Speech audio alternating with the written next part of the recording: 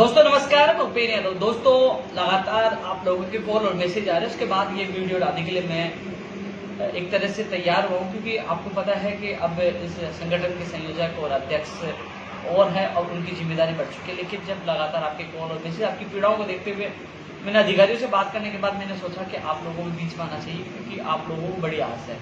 हालांकि लॉकडाउन चल रही है, मैं खुद भी घर पे मौजूद हूँ, लेकिन इस वीडियो में एलडीसी भर्ती 2018 की लिखित प्रक्रिया, सेकंड ग्रेड भर्ती 2018, आरएस भर्ती 2018 की कोर्ट में सुनवाई होनी है। इसके अलावा जो कृषि प्रेक्षक है, महिला सुपरवाइजर है, प्रयोगशाला सहायक है, एलडीसी भर्ती 2013 317 पद वाला मामला और 587। इनके अलावा और भी भर्तियों का जो मामला, उसका वीडियो मैं कल डालूंगा, लेकिन फिलहाल इन भर्तियों को लेकर इस वीडियो में मैं चर्चा करूंगा। इससे पहले जब 4 तारीख को मैं जयपुर गया था, एलडीसी 2018 के जो आदेश करवाने के बाद मैंने सीएम सचिव से बात की थी। सीएम सचिव साहब ने मुझसे कहा था कि तमाम जो भर्तियां लंबित हैं उनके जितने भी आप हैं मुझे मेल कर दीजिए, व्हाट्सएप कर दीजिए। तो दोस्तों आपके सामने मैं जो आप लोगों ने मुझे जितने भी आपकी भर्तियों से जितनी लंबित भर्तियां हैं उससे संबंधित जो मुझे जितने भी ज्ञापन प्राप्त हुए, मैंने मेरे लेटर पैड पे 2 दिन तक मेहनत करके एक्सरसाइज करके मैंने लिखकर सीएमओ तक पहुंचाया। मैं खुद जयपुर जाके 16 तारीख को जयपुर जाके मैं खुद देख के आया और उसके बाद माननीय मुख्यमंत्री जी ने उस पर मीटिंग की और उस मीटिंग में मुख्यमंत्री जी ने सभी विभागों को निर्देश दिए कि इन भर्तियों को समय पर पूरा किया जाए। दोस्तों जो काम करना है सरकार को करना है, जो काम करना है माननीय मुख्यमंत्री जी को करना है। मैं केवल एक माध्यम हूँ, मैं आपकी आवाज बुलंद कर सकता हूँ, आपकी आवाज उठा सकता हूँ, मीडिया चाहे सोशल मीडिया और सरकार तक बात कर सकता हूँ। एक माध्यम है जो मैं इस कोरोना के दौरान भी, चाहे मुझे जयपुर जाना पड़ा हो बीच में, तो मैं गया हूँ, आप लोगों के लिए गया हूँ। पूरी कोशिश करता हूँ कि आप सबको राहत मिले, आप सबको खुशखबरी मिले, क्योंकि आपके साथ आपके माता पिता और परिवार के सपने जुड़े हुए हैं। जितना सहयोग होगा मैं करता हूँ। लेकिन जो हमारे अध्यक्ष जी संयोजक वो भी गाँव गए हैं, जैसे जयपुर आएंगे तो वो एक्टिव होकर आप लोगों के लिए लड़ाई लड़ेंगे और मैं भी एक कार्यकर्ता के तौर पर, एक प्रवक्ता के तौर पर आपका साथ देता रहूंगा, चाहे मीडिया हो चाहे सोशल मीडिया हो, और जहाँ मुझे जाना पड़ेगा, जितना समय मुझे मिलेगा मैं आप लोगों के लिए कार्य करता रहूँ, सहयोग करता रहूंगा। मैं बात करता हूँ सेकंड ग्रेड भर्ती 2018 की। दोस्तों 2018 में अभी जो आपके जो आरपीएससी ने दस्तावेज दिए थे उसकी जांच का कार्य चल रहा है। आज ही मेरी बात हुई है, बोले अभी जांच का कार्य चल रहा है। ये जो महीना चल रहा है मई का, इस महीने में एंड तक, इस महीने में जो दस्तावेज है उसका जांच का कार्य पूरा हो जाएगा। इसके अलावा दोस्तों जून महीना है, जून महीने में यानी कि मई एंड या जून में आपके मंडल आवंटन होंगे, उसके बाद नियुक्ति प्रक्रिया के आदेश होंगे। आप सबको मैं कहना चाहूंगा कि 2018 जो सेकंड ग्रेड भर्ती के अभ्यर्थी है, आप ये ना सोचे आप अकेले हो। जब भी आप आरपीएससी की बात धरने बैठे तो मैं लगातार आपके बीच में आया था, पूरा साथ दिया था। आज फिर आपसे वादा करता हूँ, यदि लॉकडाउन समाप्त होता है, ये कोरोना महामारी से हमें निजात मिलती है और हम लोग इकट्ठे हो पाते हैं, यदि ये लापरवाही करते हैं तो बीकानेर में फिर वही हमारा धरना चालू होगा, वही महापड़ाव चालू होगा, क्योंकि लापरवाही बर्दाश्त नहीं करेंगे। हालांकि थोड़ा सा समय इन्होंने जो निदेशक महोदय हैं उनकी ड्यूटी अभी प्रवासी जो मजदूर है उनमें लगी हुई है, अभी 2-4 दिन से वो बिजी हैं इस मामले को लेकर। लेकिन अभी जो मेरी बात हुई तो वो कह रहे हैं कि दस्तावेजों की जांच की जा रही है। एक सवाल उठा था कि जो भर्ती जो एक्स सर्विसमैन का मामला कोर्ट में इस वजह से प्रक्रिया लटकेगी, लेकिन ऐसी बात नहीं है। मेरी बात हुई है तो उन्होंने ये कहा कि अभी दस्तावेज चेकिंग का काम चल रहा है और उसके बाद आपके मंडल आवंटन होंगे, फिर उसके बाद नियुक्ति प्रक्रिया होगी। तो दोस्तों ऐसे में उन्होंने कहा कि 5-7 दिन जो अब बचे हैं इस महीने में आपके दस्तावेज सत्यापन हो जाएंगे एंड तक, और उसके बाद आपके आवंटन होंगे, मंडल आवंटन होंगे, उसके बाद नियुक्ति प्रक्रिया होगी। अब मैं बात करता हूँ सेकंड ग्रेड के बाद, अब मैं बात करता हूँ आरएस भर्ती 2018 की।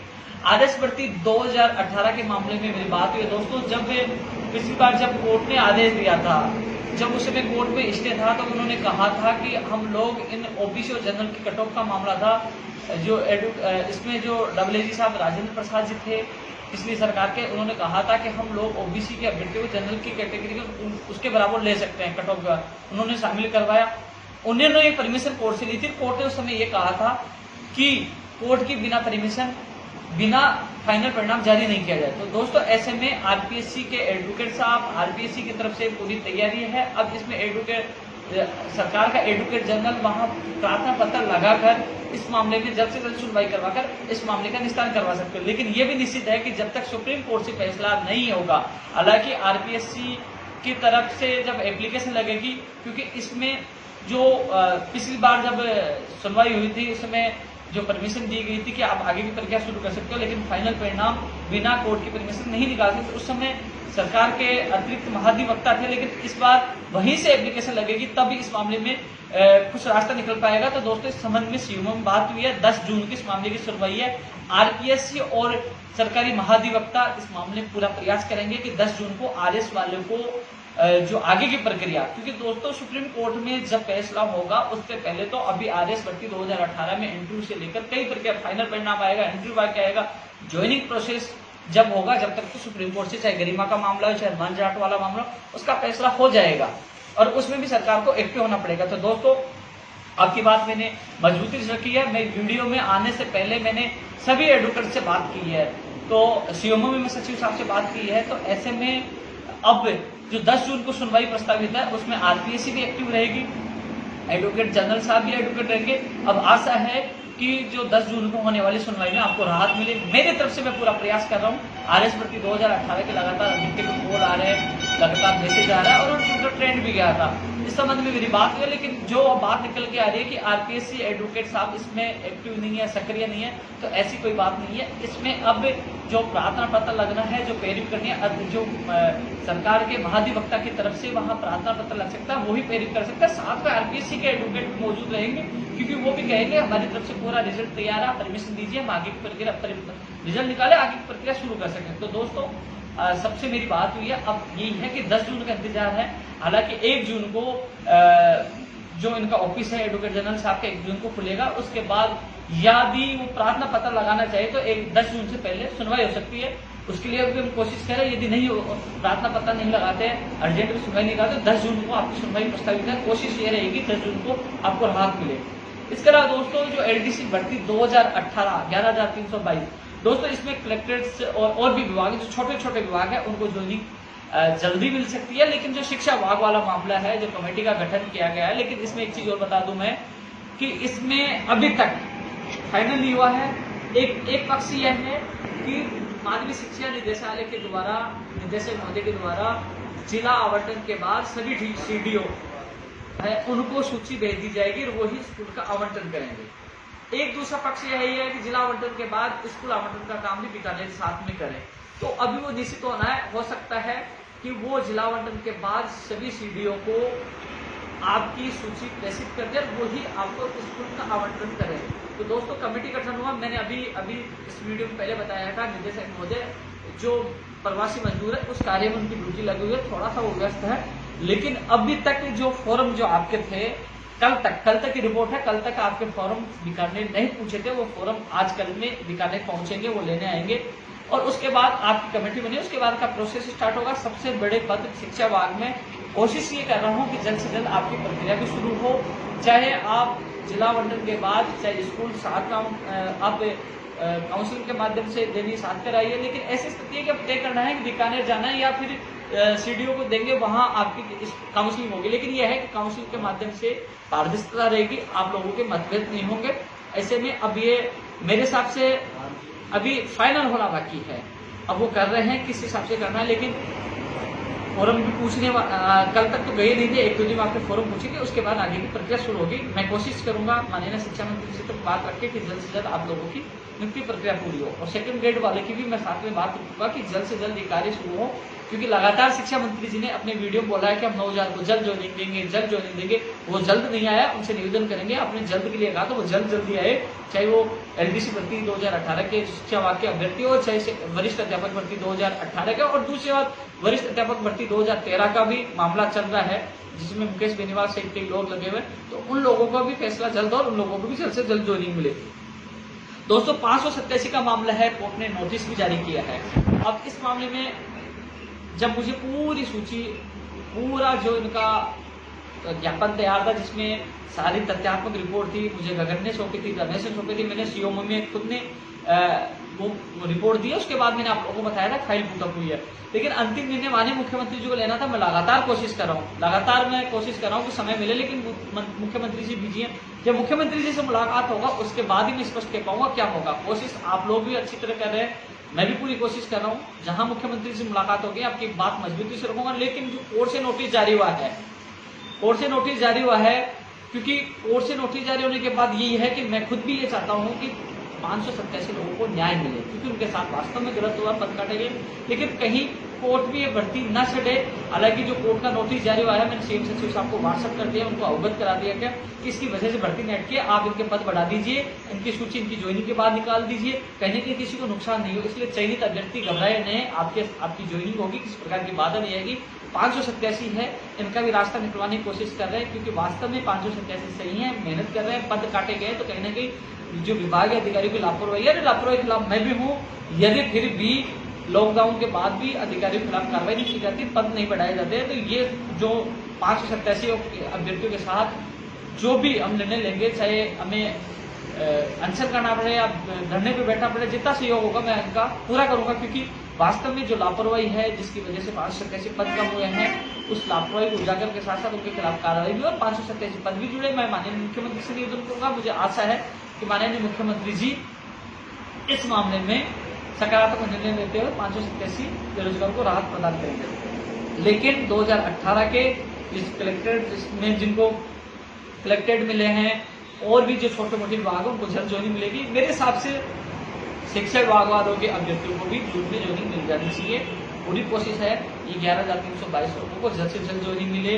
फोरमों के लिए आपको मैंने पोस्ट कर दी थी कि आवेदन जो है सभी विभागों को लिख दिया कि आप ले जाने के लिए, कि मेल कर दिया था कि आप ले जाएं, तो वो अपने हिसाब से सब जा रहे हैं। कल भी कुछ विभाग के आवेदन को लेके गए, कुछ विभाग आए तो कल भी लेके गए और कुछ आज लेके गए। धीरे धीरे सब लोग वहां से फॉर्म लेके जा रहे हैं। जो सभी आपने देखा होगा कि सभी कई कर्मचारियों की ड्यूटी लगाई थी, वो इसलिए लगाई थी अलग अलग विभाग के फॉर्मों को छटनी करनी थी और छटनी का कार्य पूर्ण हो चुका है।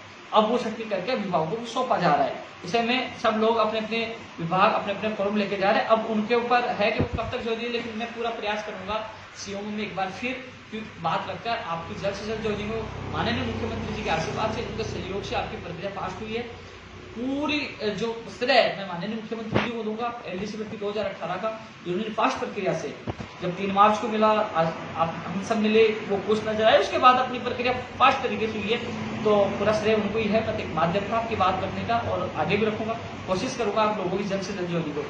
दोस्तों, इसके अलावा कृषि प्रेक्षक, महिला सुपरवाइजर, प्रयोगशाला सहायक, ये 3-4 भर्तियां भी हैं, आंगनबाड़ी वाली भी है।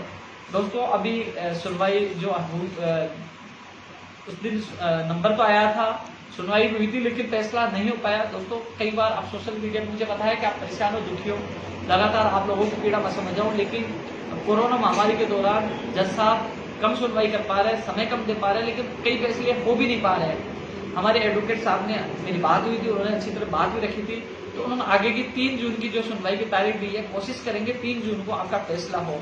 हालांकि जो प्रश्नों वाला मामला था कृषि प्रेक्षक में, माननीय मंत्री लालचंद कटारिया जी ने महाधिवक्ता राजेश महर्षि को इसमें आपको जल्द से जल्द ज्वाइनिंग के लिए उतारा। उनका माननीय लालचंद कटारिया जी कृषि मंत्री का उद्देश्य ये है कि सहायक कृषि अधिकारी की बात हो चाहे कृषि प्रेक्षक हो, वो कहते हैं कि हम जल्द से जल्द ज्वाइनिंग देंगे। उनके पीएच में लगातार बात हो, आपकी जो अभ्यर्थी शक्ति मीणा और भी लोग जो मेरे से जुड़े हैं उनसे मैंने डायरेक्ट बात कर, कोशिश ये है कि जल्द से आप ज्वाइनिंग हो। लेकिन थोड़ा सा आप लोगों ने इतना इंतजार किया, मैं प्रयास करूंगा, मैं घर हूँ, जैसे ही मुझे समय मिलेगा मैं माननीय मुख्यमंत्री जी से भी समय मांगा है, और एक बार फिर मैं बीच में जब सुनवाई होगी एक बार सचिव साहब से निवेदन करके ये कहूंगा कि साहब आप एडवोकेट को बोलो कि वो कैसे करके भी आप कोर्ट से इस मामले में स्टेट आए तो चारों भर्तियों का रास्ता खुल सके। चारों भर्तियां इसी वजह से अटकी पड़ी एसटीएफ मामले से, तो इसके लिए मैं पूरा प्रयास करूंगा। दोस्तों, इसके अलावा एलडीसी भर्ती 2013 जो 417 पद है, इस संबंध में मैंने बताया कि 2-3 दिन पहले लेटर लिख दिया गया था फॉर्म, क्योंकि पहले डाक के माध्यम से प्राप्त नहीं होते। उन्होंने मुझे यही कहा था, सीएम सचिव साहब से मैंने बात की थी, बोले कि हमने एआरडी विभाग को स्पष्ट कहा है कि इनकी सीनियरिटी का मामला पहले 2013 वालों को देना है। जो लोग 317 के अभ्यर्थी हैं वो सुन रहे हैं, तो आप चाहो तो सीएम सचिव साहब से आप जब भी मिलो, क्योंकि आप भी लगातार मिलते रहते हो, मैंने भी आप लोगों को कई बार मिलाया, जितना सहयोग किया, मैं कभी भी झूठ नहीं बोलता, वीडियो होता है ना, रिकॉर्डेड होता है और वो हमेशा आपके पास सबूत के तौर पर होता है।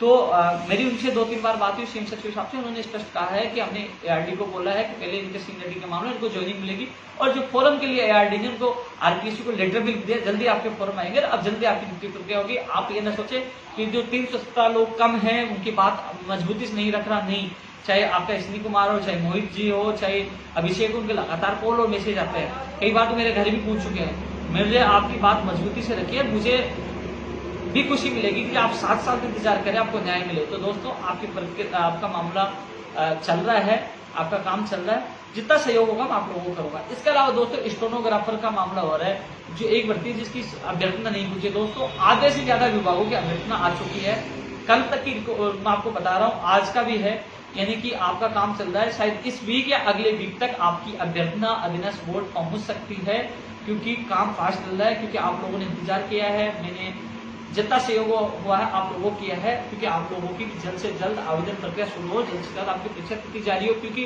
तमाम और भर्तियां लंबित है, चाहे पटवारी हो, चाहे पुलिस हो, चाहे जैन भर्ती हो, चाहे वर्धन, इनकी परीक्षा तिथि जारी हो, चाहे पुस्तकालय अध्यक्ष हो, चाहे फार्मासिस्ट हो, तो इनकी परीक्षा तिथि जारी हो। जुलाई के बाद ही इनकी परीक्षा आयोजित हो पाएगी, क्योंकि अभी कोरोना महामारी की वजह से आप जानते हो कि भीड़ से सरकार को उद्देश्य है कि भीड़ इकट्ठी न हो, कहीं कोरोना वापस न फैले, तो इससे यही स्पष्ट है कि जुलाई के बाद ही आपकी एग्जाम हो पाएगी। तो सभी साथियों से मेरा निवेदन है कि मैं कल एक और वीडियो डालूंगा इसमें।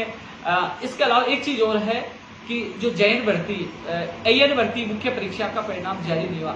आरपीएससी को स्पष्ट यही है, इस वीडियो के माध्यम से कोई भी अधिकारी यदि मेरा वीडियो देख रहा हो और एएन भर्ती के अभ्यर्थी को ये कहना चाहूंगा, थोड़ा सा वेट कर लो, कोरोना खत्म हो जाए। ये आपका मामला नहीं है, प्रदेश के तमाम बेरोजगारों को इकट्ठा कर एक बार आरपीएससी का घेराव भी करना होगा, एक बार ताला भी लगाना होगा, क्योंकि वहां आरपीएससी की स्थिति खराब हो चुकी है, कोई भी भर्ती का परिणाम समय पर नहीं आ पा रहा।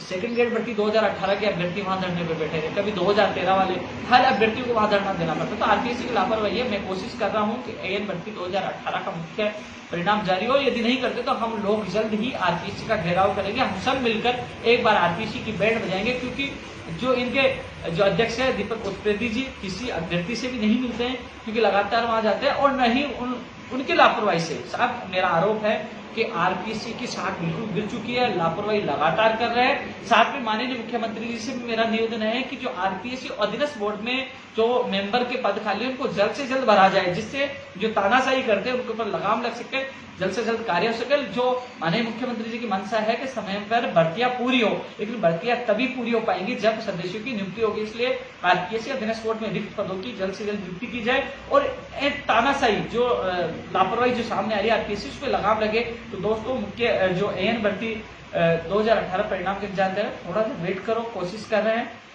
इस महीने में परिणाम आ जाए। यदि नहीं आता है तो जून में जैसे लॉकडाउन समाप्त होगा जब भी, तो हम सब मिलकर एक बार आरपीएससी के बाद धावा बोलेंगे, एक बार उन लोगों को अलर्ट करना होगा कि हाँ आपकी लापरवाही, आपकी तानाशाही हम बर्दाश्त नहीं करेंगे, कि परिणाम उनको जारी करना होगा। और भी आरपीएससी कई भर्तियां हैं, चाहे 2016 एसआई भर्ती 233 पदों पर लंबित है, चाहे 2016 एसआई भर्ती जो जिसकी इंटरव्यू बाकी है, 233 दूरसंचार के, लेकिन 2016 एक और जिसके इंटरव्यू बाकी है, ज्वाइनिंग बाकी है, उसके लिए भी कई और भी हैं, चाहे सहायक कृषि अधिकारी भर्ती 2018, उन सबको हम सबको मिलकर एक बार धावा बोलना पड़ेगा, क्योंकि बेरोजगारों को सबसे ज्यादा परेशान आरपीएससी करिए, उसकी लापरवाही परेशान करिए, क्योंकि आरपीएससी करेंगे तो कैलेंडर जारी करे कि 2020 आरएस कब होगी, कब इनका परिणाम निकल जाएगा, कब ज्वाइनिंग कैलेंडर जारी करके कैलेंडर के अनुसार बेरोजगार को रोजगार देने का काम आरपीएससी करे। और इस लापरवाही के खिलाफ हम सब मिलकर एक बार अजमेर आरपीएससी का घेराव करेंगे, धावा बोलेंगे और अलर्ट करेंगे कि अब आपकी लापरवाही और तानाशाही नहीं चलेगी। इसके अलावा दोस्तों और वीडियो को लेकर, चाहे एलडीसी पंचायत राज 2013, एनएमजी ने भर्ती 2013, इस मामले में मुख्यमंत्री जी को निर्णय लेना है। मैं खुद जब भी मुख्यमंत्री जी से मिलूंगा कोशिश करूंगा जो एनएम बहनें हैं, जीएनएम के भाई हैं, और पंचायत राज एलडीसी 10,029 पदों पर, क्योंकि मुख्यमंत्री जी को निर्णय लेना है, तो मैं पूरी कोशिश करूंगा। कमरा किराए वाला मामला चल रहा है, मीडिया हमारा साथ दे रही है, सोशल मीडिया भी चल रहा है, इस मामले में मुख्यमंत्री जी को निर्णय लेना, तो मिलकर एक बार जब भी माननीय मुख्यमंत्री से मुलाकात होगी तो इन चीजों को मजबूती से मैं रखूंगा, आप लोगों को जल्द से जल्द राहत मिले। आप सबसे यही निवेदन है कि क्योंकि अभी कोरोना महामारी चल रही है, मैं भी इतना आपके लिए प्रयास नहीं कर सकता, क्योंकि न तो सीएम में अभी टाइम मिल रहा है, न मुख्यमंत्री से मुलाकात हो पा रही, न हम धरना कर सकते हैं, न प्रदर्शन कर सकते हैं, लेकिन जितना सहयोग होगा घर बैठे अधिकारी से बात करके, सीएम सचिव से बात करके, मीडिया के माध्यम से, सोशल मीडिया के माध्यम से कोशिश कर रहा हूँ। आपने देखा होगा जो तमाम भर्तियों का जो मैंने लेटर पैड पे लिख के दिया, माननीय मुख्यमंत्री जी ने मीटिंग ली, संज्ञान ली उन भर्तियों जो हमने आवाज उठाई, लगातार जो हम प्रयास कर रहे हैं प्रयास सफल होते भी नजर आ रहे हैं, लेकिन इससे बड़े प्रयास करना होगा जिससे समय पे भर्तियां हो और समय पे आपको रोजगार मिले। जय हिंद, जय भारत।